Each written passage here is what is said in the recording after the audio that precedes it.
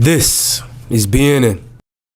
Bruin News Now is made possible by the generous support of C Spire, St. Dominic's, Orange Theory Fitness, Bank Plus, the Comparative Family, and these fine sponsors.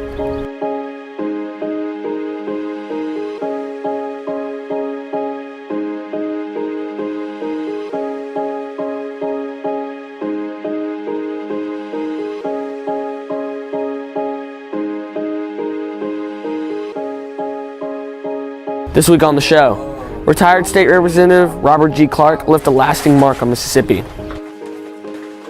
Dwayne Dimon has shaped St. Joe's boys and girls soccer program. Look for sunny but cool weather this weekend. Weather, sports, and all the news are next. Bruin News Now for Friday, February 10th, 2023 begins right now. From the Bruin News Now headquarters on the campus of St. Joseph Catholic School of Math, this is Mississippi's high school news leader, the award-winning, student-produced, weekly newscast, Bruin News Now. Reporting this week from the Mississippi State Capitol in downtown Jackson. Howdy everyone, I'm Emerson Irwin. And I'm Gia Picarello. Welcome to this week's edition of Bruin News Now. We are here today at the Mississippi State Capitol, where the 2023 edition of the Mississippi Legislature is in the middle of its annual 3-month session. We are also in the middle of Black History Month, a time to celebrate the achievements and contributions African Americans, some still unknown to a lot of people, have made to our community, our state, and our great nation. One of the many African Americans who have made a difference in our state served right here in the Mississippi Legislature in the late 1960s, the 70s, the 80s, the 90s, and all the way up to 2004. Robert G. Clark Jr. served 36 years in the State House. He was first elected in 1967, the first black elected to the legislature since Reconstruction. When he retired in 2004, he left a legacy of achievement and leadership. And what better person to tell his story than his grandson, BNN's own Robert Clark. Robert G. Clark Jr. was born October 3rd, 1928 in Ebenezer, Mississippi, a small town in Holmes County. He grew up in the middle of the Depression as well as in the middle of segregation.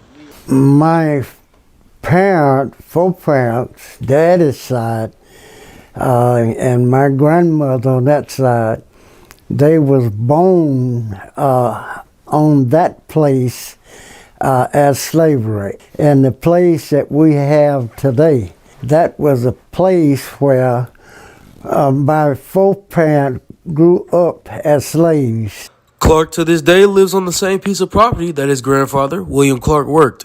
He believes history, good or bad, should be embraced and learned from. And the only way to learn is through education.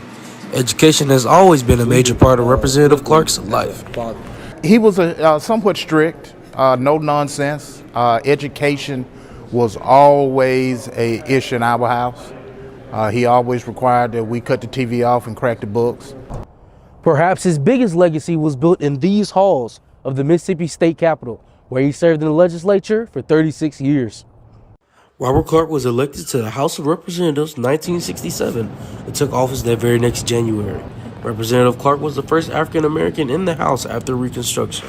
When you're the first, that's a lot of responsibility. All eyes are on you. He carried the banner and did it well. And I don't think I say it's been a pleasure to know and serve with Representative Clark. While in office, Representative Clark rose to second in command in the House, reaching the role of Speaker Pro Tem. Also, one of his biggest accomplishments in office was the Education Act of 1982, which ensured better quality schools and mandated kindergartens. Robert Clark helped change the perception of things. He knew that in order to move the state forward, we had to pass something sweeping. He became a partner with William Wynn and others to making sure that we passed the Education Reform Act. The Mississippi State Legislature thought so much of Representative Clark, they named this building after him. Representative Clark was a leader, educator, and inspiration to many. He was all those and many more to me, including my grandfather. I'm Robert Clark IV, reporting from BNN. Thanks. No doubt Robert Clark paved the way to help make Mississippi government inclusive of everyone. Today, the State House and Senate is a diverse body of people from different backgrounds and races. Lawmakers spent this week debating proposed legislation. House members debated House bills while Senate members debated Senate bills. Starting next week, senators will study House bills while House members will study Senate bills. In order for a bill to become a law, it must clear both the State House and the State Senate, and finally be signed by the governor. The Catholic Diocese of Jackson is closely following a bill that already cleared the Senate. The bill would extend Medicaid coverage for newborns and their mothers from 60 days to 12 months. The Jackson Diocese leader said extending medical care will save lives. The diocese is asking people to call House Speaker Philip Gunn, asking him to allow the legislation to go before the full state House for a vote. In the past, similar legislation has died in the state House. The Senate did pass this bill last year, passed it twice, sent it over to the House. I believe that in the rank and file members of the House, there is support. The problem is with the leadership on the House side, and I hope they see this bill differently this year and we can get it passed. Enrollment for the 2023 to 2024 academic year is now open for returning and new students. You can complete the enrollment process through your family portal by using your existing St. Joe login. The re-enrollment is $200 and must be paid at the end of the online registration process. The online registration process takes about 15 minutes. If you have any questions about registration and re-enrollment, contact the school at 601-898-4800. Early registration has opened beginning February 1st through February 28th. Anybody that registers during this time will pay a $200 deposit and also have their name put in a raffle for a drawing to have their $200 refunded or actually applied towards your tuition. Weekly school mass next week is February 16th, a Thursday as usual. The following week, however, school mass will take place on Wednesday, February 22nd for Ash Wednesday. This solemn day marks the beginning of the 40-day period of Lent, during which we prepare ourselves to celebrate the death and resurrection of Jesus on Easter. Ash Wednesday Mass will be at the usual time of 9:15 a.m. in the Fine Arts Theater. Easter Sunday this year is April 9th. The day before Ash Wednesday is Mardi Gras, Tuesday, February 21st. While the Jackson area doesn't celebrate Mardi Gras, they certainly do in New Orleans. And this year, our school band and the Spirit Steppers dance team plan to travel there on Sunday, February 19th, to march for the third time in 4 years in the crew of Toth Cardinal Parade. The Toth Parade is celebrating its 75th anniversary. The band has been practicing marching after school in the school parking lot. Yesterday we had an after-school practice till about 5, and next week we have 2 after-school practices marching with the Spirit Steppers. And I really do love going. It's a lot of fun to do all the marching, and my favorite part is afterwards. We go to Menendorf, and I love having the turtle soup there. Speaking of the Spirit Steppers, the dance team had an encore fundraiser this week. The team sold traditional and cream cheese-filled king cakes for the second time this year. The cakes came direct from Jason's Bakery in the New Orleans area. Those who bought king cakes picked theirs up in the cafeteria on Thursday evening.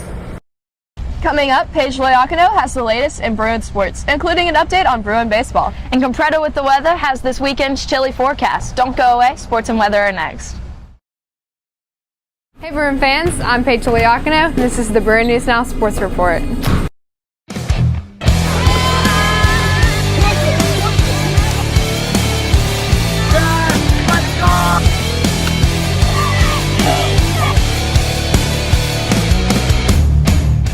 Bruin basketball tops this week's sports news. On Wednesday, the boys and girls teams traveled to Central Hines to play in the South State Tournament.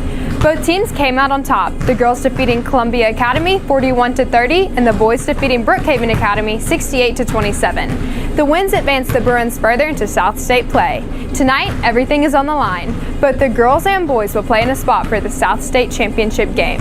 The girls will tip off at 4 and the boys at 6:30. The wins Wednesday night came after the boys and girls played in the district tournament last Saturday in the St. Joe Gym. The girls had a strong showing but ended up second, with Capaya Academy taking home the trophy. The boys came out on top as the District 3 5A champions, defeating Adams County Christian in the championship game 51-31. We just came off winning the district championship and we're ready to win South State at Central Hines. We need everybody to come out and support us. In boys soccer, the regular season came to a close this week. On Monday, the boys took on the East Rankin Raiders, winning 3-1. At halftime, the Bruins celebrated senior night, honoring 3 seniors who have been key players to the team throughout the year. Then on Wednesday, the boys wrapped up regular season play when they defeated Central Hines at home 2-0. The boys soccer team finished regular season undefeated with an outstanding 8-0 district record. The Bruins will host the first round of playoff game at home on Bill Rayfield Field Monday. So we played East Rankin on Monday. It was senior night. It was a really good night for our seniors, and we played well. We won 3-1, and we played Central Hines Wednesday, and then we got first round of playoffs next Monday, so we're hoping that we can make a run this year, and we're just really excited. In baseball, Brookhaven Academy couldn't catch a break from the Bruins this week. Baseball started the season strong with a road win at Brookhaven. The Bruins shut out the Cougars 4-0. This was a long-awaited revenge game for the Bruins when they fell to the Cougars in the second round of the playoffs last year. The Bruins looked promising on the defensive side of the ball with many new players in the starting 9. Then on Thursday, the Bruins looked to take on the Hawks at Hartfield, but the game was canceled due to weather and field conditions. Next week, the Bruins will hit the road again on Monday to play Manchester Academy, and then on Thursday, host their first home game of the season against Jackson Academy. JV will start at 5 with varsity at 7. Tuesday's game against Brookhaven went good. Jennings pitched to Jim. We won 4-0. It was hard fought. It was a good way to open the season. That's about, Brookhaven's about the competition we're going to be seeing all year. And coming out with the win just gave the Bruins confidence. With winter sports coming to a close, spring sports are all officially underway. Golf under second-year Coach Dylan Hambeck started practice last week at Annandale Golf and Country Club. Track has continued to practice every day in preparation for their first meet scheduled for March 3rd. So we practice every day after school, and we separate into different groups with the sprinters and the distance runners, and we just do our own workouts. And we went to state last year, and we broke many records, and I went to state and broke the 800-meter record. I mentioned Bruin soccer earlier in the newscast, and for many of us, there's one person that comes to mind when thinking of girls and boys soccer, Coach Dwayne Dimon.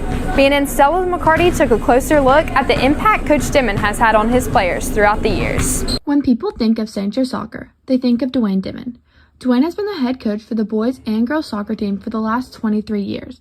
As head coach, he had led both teams to numerous state championship and state championship appearances, winning 7 state championships with the boys and 2 state championships with the girls, and coming in second in state with the girls last season.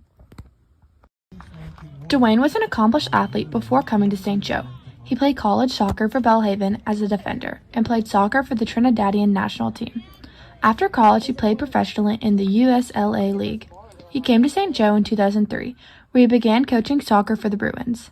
Dwayne wants his players leaving the program learning something new and growing as a person.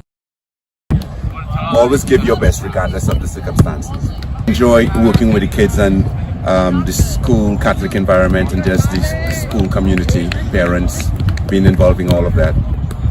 Dwayne is not just an accomplished soccer coach for St. Joe, but he's part of the St. Joe family. Over his 23 years of coaching at St. Joe, he's not just won games, but he's also won the hearts of the St. Joe community.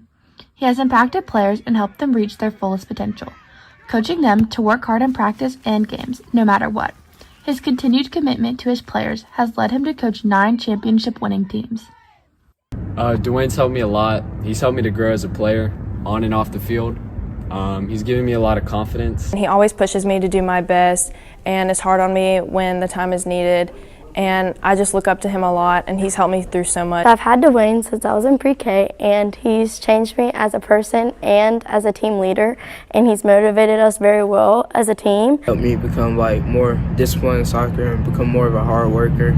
Dwayne has been a part of my life since I was born. He has been my high school and club soccer coach since 7th grade. He has opened many doors for me and created many opportunities, and he has always told me and pushed me to be my best. Dwayne's made a great impact on all of his players. I'm Stella McCarty for BNN. Thanks, Stella. Coach Dwayne Dimon is one of the many coaches at St. Joe who has helped Bruin athletes in a substantial way. He truly is a testament to the devoted coaching staff we have here on campus. Well, that's it for this week's edition of the Bruin News Now Sports Report. I'm Paige Liacano. Go Bruins!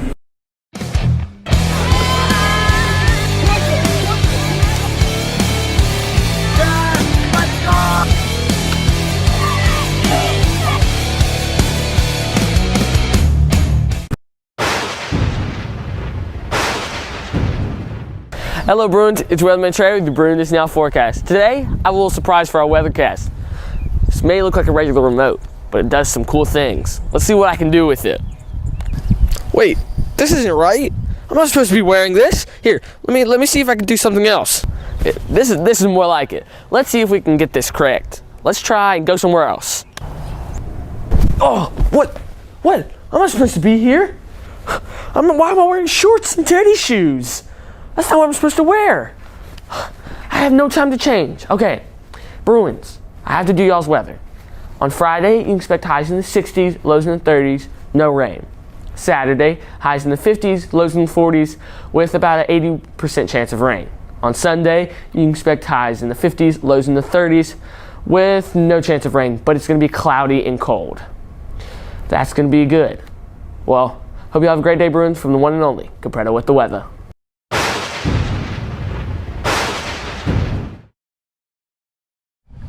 Thanks, y'all. We wish the soccer team and Coach Dimon all the best in the rest of the season and seasons to come. And good luck to the baseball team as they begin their season, and to the Bruin basketball team as they move through postseason play. Man, this third quarter sure is wearing me out. Me too. But let's hold on. We have spring break fast approaching in about a month. And on Monday, February 20th, we will have President's Day holiday. I know I'm ready for a quick break. Well, that's it for this week's edition of Bruin News Now. Thanks for joining us. Be sure to like, comment, share, and subscribe to the BNN channel on YouTube, where you will find an archive of Bruin News Now editions. Visit our sister news website at www.thebearfacts.net for more on Bruin news. Then check out the Bruin News Now Black History Minute and learn about the important African Americans from Mississippi. The BNN Black History Minute is available every morning through the month of February right here on the BNN YouTube channel. Check it out. I'm Emerson Irwin. And I'm Gia Picarella. From everyone here at BNN, have a great weekend. We'll see you all next week. So long, everybody.